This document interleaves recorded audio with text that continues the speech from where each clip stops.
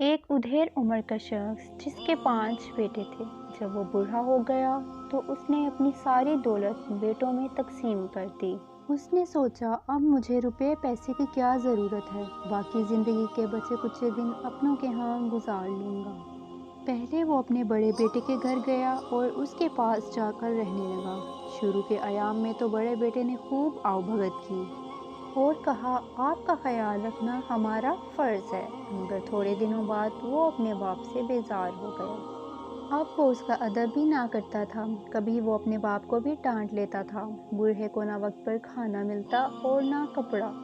آخر بوڑھا باپ اپنے بیٹے کے رویے سے تنگ آ گیا اور دوسرے بیٹے کے پاس چلا گیا۔ وہاں بھی ابتدائی ایام صحیح گزرے، پھر منجلا بیٹا بھی تنگ آ گیا اور اس کی بیوی تو اپنے سسر کے ساتھ بد زبانی بھی کرتی تھی اور کہتی ہم پہلے ہی مشکل سے گزر بسر کر رہے تھے، اب تم نے آ کر اور پریشان کر دیا ہے۔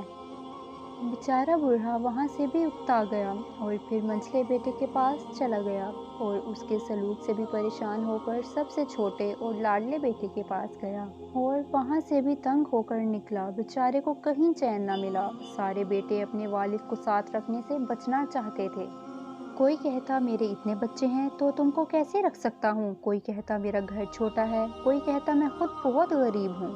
والد 5 بیٹوں کی خوشامد کرتا۔ اس نے رو رو کے کہا میں تمہارا باپ ہوں، میرے بڑھاپے اور کمزوری پہ ترس کھاؤ، مگر کوئی پرواہ نہ کرتا۔ ایک دفعہ 5 بیٹے اکٹھے ہوئے اور مل کر فیصلہ کر لیا کہ والد کو کسی اسکول بھیج دیا جائے، روزانہ صبح کو جائے اور شام کو آئے، تھوڑی روٹی اسے دے دی جائے۔ باپ نے سنا تو بڑی عاجزی سے بولا مجھے پڑھنا تو نہیں آتا، میں بہت کمزور ہوں، مجھے دکھائی بھی نہیں دیتا، میں اسکول جا کر کیا کروں گا، مجھے رہنے کو تھوڑی سی جگہ اور ایک روٹی کا ٹکڑا دے دیا کرو، میں پڑا رہوں گا۔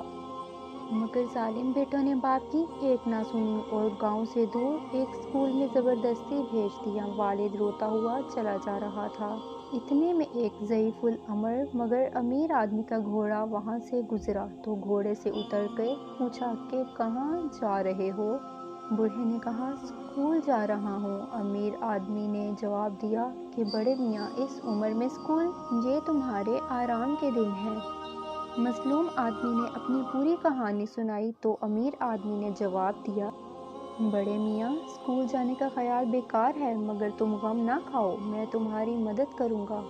یہ کہہ کر اس نے اپنی جیب سے ایک تھیلی نکالی اور اس میں کوئی ایک چیز بھر دی، پھر تھیلی کو ایک لکڑی کے صندوق میں رکھ کر صندوق کو اچھی طرح بند کر دیا۔ صندوق ضعیف العمر والد کو دیتے ہوئے کان میں کچھ کہا، والد لے کر خوشی خوشی گاؤں پہنچا۔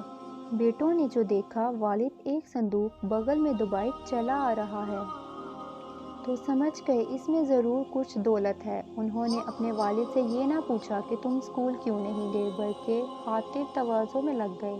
بیٹوں نے پیٹ بھر کے کھانا کھلایا۔ والد نے اپنے بچوں سے کہا بچوں، میں نے اپنی جوانی میں دولت جمع کر کے جنگل میں رکھ دی تھی، مجھے اس کا خیال بھی نہیں رہا، آج وہاں سے گزرا تو یاد آیا، زمین کھودی تو صندوق ویسا ہی تھا، اب یہ میری زندگی تک یوں ہی بند رہے گا، میرے مرنے کے بعد اسے کھولنا، اور تم میں سے جو میری زیادہ خدمت کرے گا اور بڑھاپے میں آرام دے گا، دولت کا زیادہ حصہ اسے ہی ملے گا۔ اور پھر اس کے کھانے کپڑے کا خیال رکھتے تھے بیٹے۔ بہت دنوں بعد مزے سے زندگی گزارنے کے بعد بوڑھا مر گیا۔ 5 بیٹوں نے مل کر بڑے شان سے اسے دفن کیا، غریبوں کو خیرات دی، پھر سارے کاموں سے فارغ ہونے کے بعد صندوق کھولنے لگے۔ پھر چاروں میں بحث و مباحثہ ہونے لگا، میں نے ابا کی زیادہ خدمت کی ہے اس لیے بڑا حصہ مجھے ملنا چاہیے۔